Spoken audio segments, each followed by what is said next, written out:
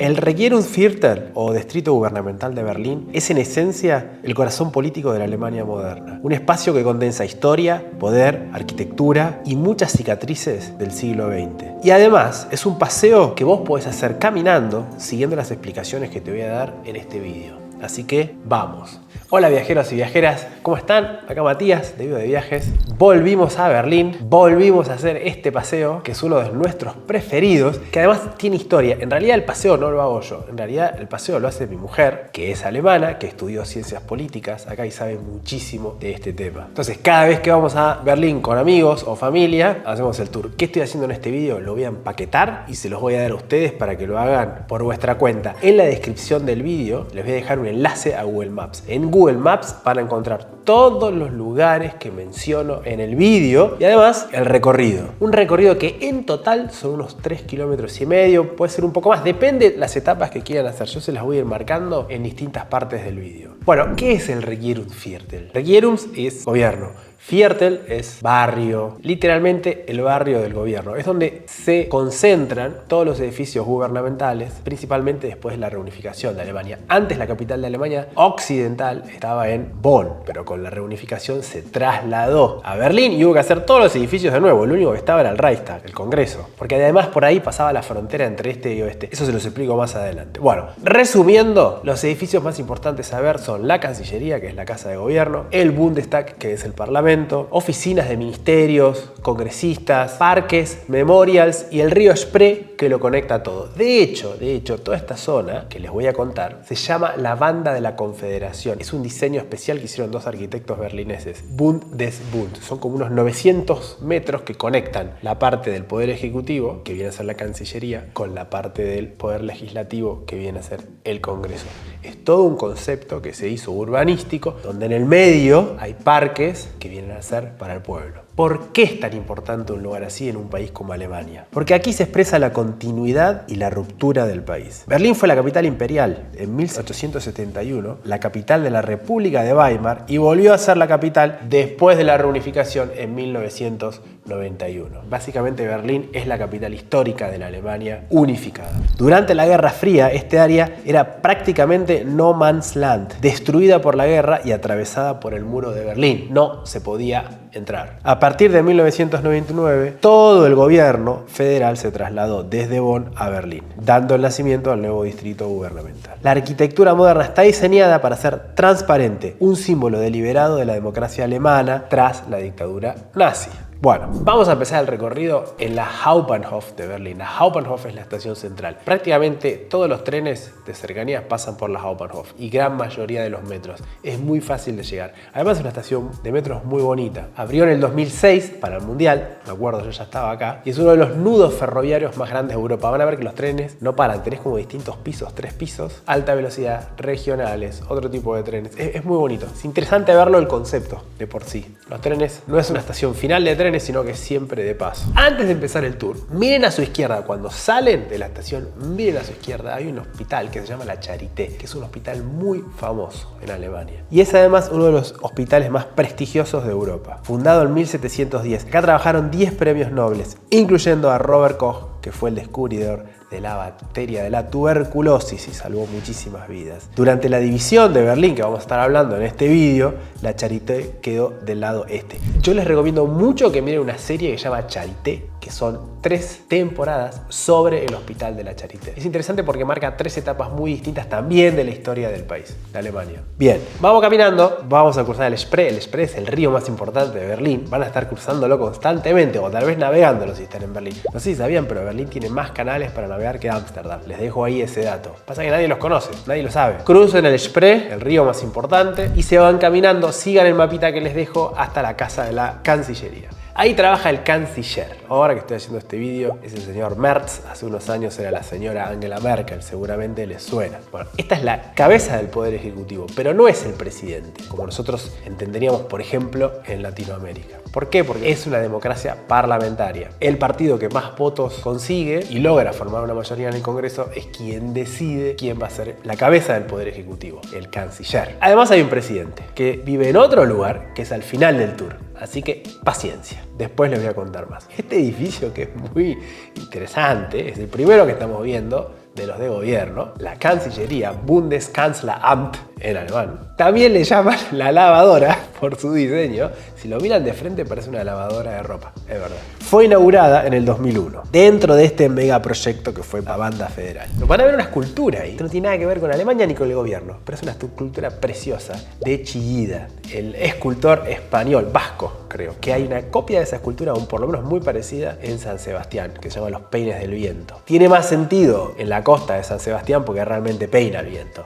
Acá en la Cancillería no peina mucho, pero queda muy bonita. Vista la Cancillería, vamos a seguir el mapita y vamos a agarrar una gran recta que atraviesa todo el foro del pueblo que les decía, que es como la arteria del concepto de la Banda Federal, donde van a ir pasando por un montón de edificios muy modernos, donde hay ministerios, donde trabajan los diputados del Congreso. Son todos edificios administrativos, todos tienen una función. Van a tener, básicamente, ustedes caminan, ¿sí? La calle se llama Paul-Löbe-Allee. Allee es avenida en alemán. Paul Löbe era creo que fue presidente en la época previa al nazismo del Congreso. Después, por supuesto, que fue perseguido, terminó escondido y regresa a la actividad política cuando cae el nazismo. Ese era Paul Löbe. Ustedes caminan toda la calle de Paul Löbe y van a tener a la derecha un parque enorme, pensado para la gente. A la izquierda, todos los edificios de los ministerios. Atrás dejaron la Cancillería y de frente van a ver el Bundestag, el Congreso. Una vez se termina esta calle, llega a una esquina. Van a ver que la esquinita tiene una curva. El río, otra vez el Spree, hace una curva. Sí, ese lugar es muy bonito, es uno de mis preferidos porque muchas veces a la noche hacen proyecciones sobre estos edificios de arte o de historia. Los domingos a la noche, abajo del techito, se baila tango. Y además van a ver pasar uno atrás del otro todos los barquitos turísticos que recorren el Spree, que también ustedes lo pueden tomar. Casi todos los barcos turísticos en Berlín pasan por esta curva, pasan por el Regierungsviertel. O sea que si no hacen este recorrido a pie, pueden ver del barco también, pero no es lo mismo que lo que les estoy contando. Bueno, al Reichstag, al Congreso, lo vamos a dejar para lo último.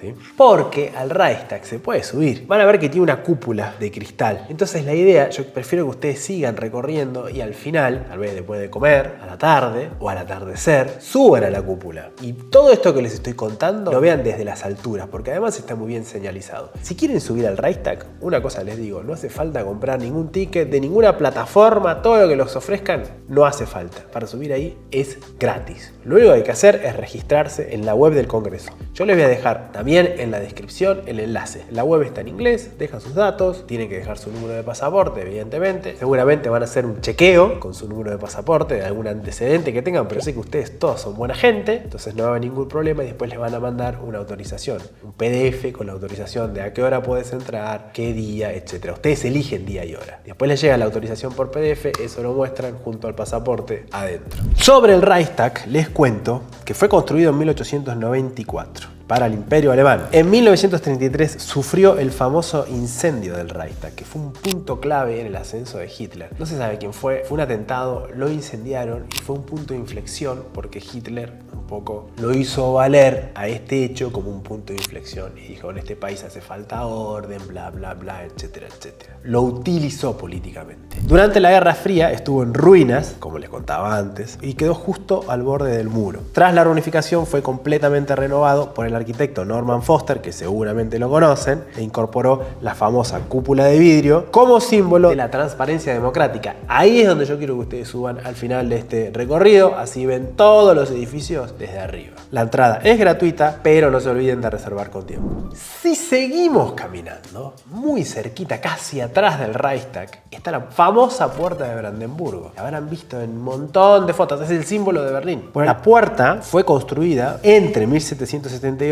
y 1791, bajo Federico Guillermo II de Prusia. Era una de las antiguas puertas de entrada de Berlín, que en aquel entonces ya era la capital del Reino de Prusia. Esto yo se los conté en el vídeo de Sanssouci. En Potsdam entramos al castillo donde vivía Federico el Grande, rey de Prusia, anterior al Federico Guillermo de Prusia que hizo el Reichstag. Pero en aquel vídeo yo les contaba la importancia del Reino de Prusia, que termina siendo el inicio de lo que fue el Imperio Alemán, el segundo Imperio Alemán, segundo Reich. Por eso a la época de Hitler se la llama Tercer Reich, ¿sí? Son tres. La arquitectura neoclásica está inspirada en la Acrópolis, lo van a ver, es muy evidente. Pensada para exaltar el prestigio prusiano. Bueno, si miran para arriba, en la parte superior de la puerta de Brandenburgo van a ver lo que se llama la cuadriga. La cuadriga es un carro tirado por 4 caballos, conducido por la diosa de la victoria, conocida como Victoria. Van a ver que sostiene un estandarte con una cruz de hierro y el águila prusiana. El águila lo agregó después Prusia, para simbolizar poder y unidad. Bueno, esto tiene muchísima historia, porque Napoleón se la llevó a París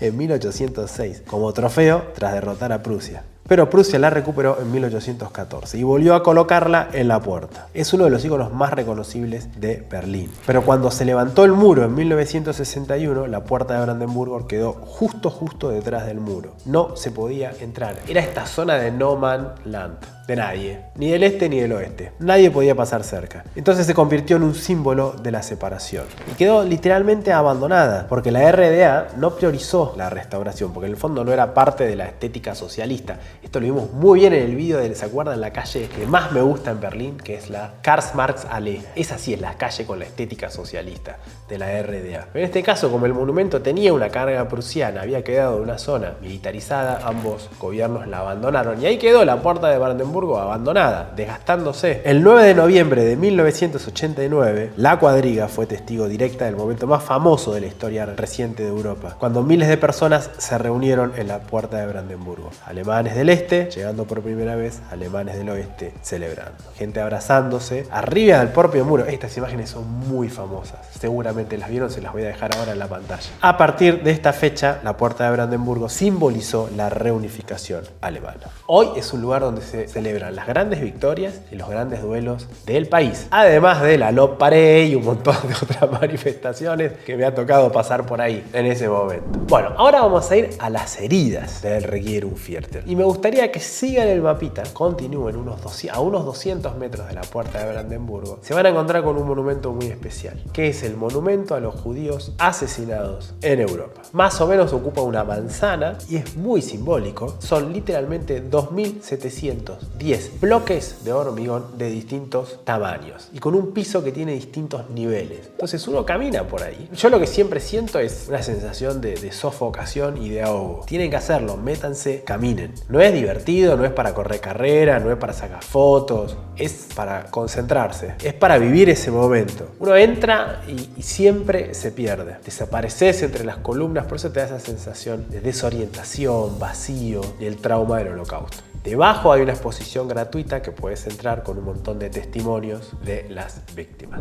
Bueno, pausa. Y yo creo que ya necesitamos una pausa. A nosotros generalmente acá hacemos una pausa, porque ya mediodía se te fue, ya se hizo el mediodía. Les voy a recomendar un lugar si quieren para comer. En esta zona hay mucho turismo, entonces son muchos lugares del estilo fast food o no es buena comida. Yo les voy a recomendar un lugar que a mí me gusta mucho, que se llama Bavaria Berlin. Y lo que es comida típica bávara con una interpretación un poco más moderna berlinesa. Si quieren, las schnitzel, las milanesas, Käsespätzle, la pasta con queso, o Batsta, esa cremita que se come con el pretzel, muy buena cerveza. A mí es uno de los lugares que más me gusta de Berlín. Curioso, ¿eh? Yo vivo en el sur y voy a este tipo de restaurantes cuando voy al norte. La gastronomía es muy buena en Berlín, hay muy buenos restaurantes, lo que pasa es que hay que saber encontrarlos. Bueno, hecha la pausa, ahora sí les pido que regresen. Si siguen el recorrido que yo les dejé, van a regresar por otro lado hasta el Bundestag, el Congreso. Y ya se hizo la hora seguramente para entrar y ver la exposición que hay dentro del Congreso y subir a la cúpula de cristal que diseñó Norman Foster. Desde donde se ve, Berlín es una ciudad baja, entonces desde ahí arriba se ve todo lo que les conté hasta ahora y más. Si van en invierno, yo sacaría la entrada para las 3 de la tarde, que es cuando empieza a bajar el sol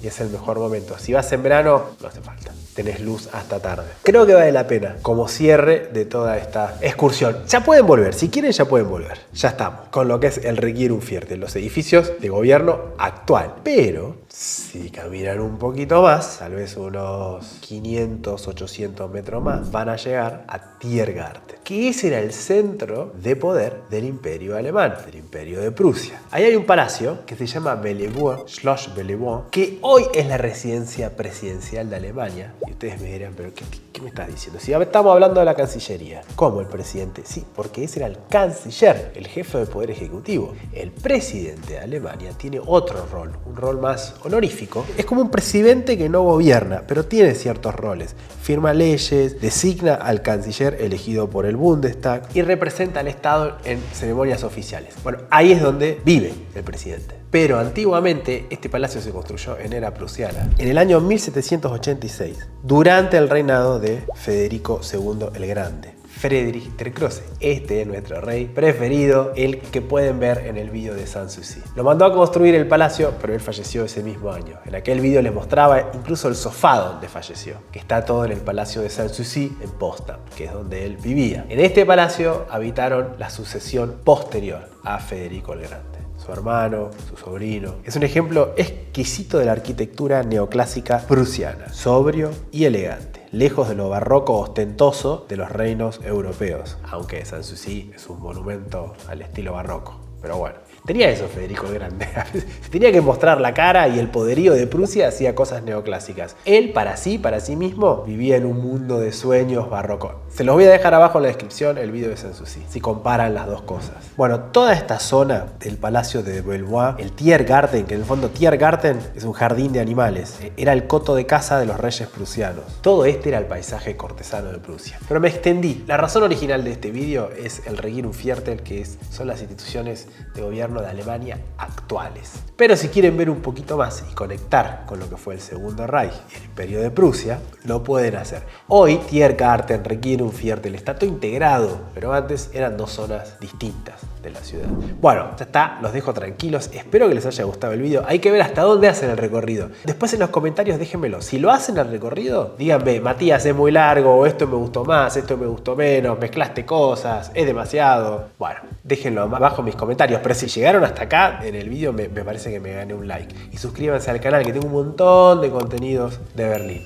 Les voy a recomendar que sigan con el video que hicimos con Pablo sobre un recorrido más alternativo de Berlín. Ahí está. No tan formal, prusiano, serio y correcto, sino que el alternativo te lleva por lugares de Berlín que nunca imaginaste que existían. Con eso los dejo. Que tengan un buen viaje a Berlín, que disfruten de una ciudad que es muy, muy, muy especial. A mí me encanta. Buen viaje. Gute Reise.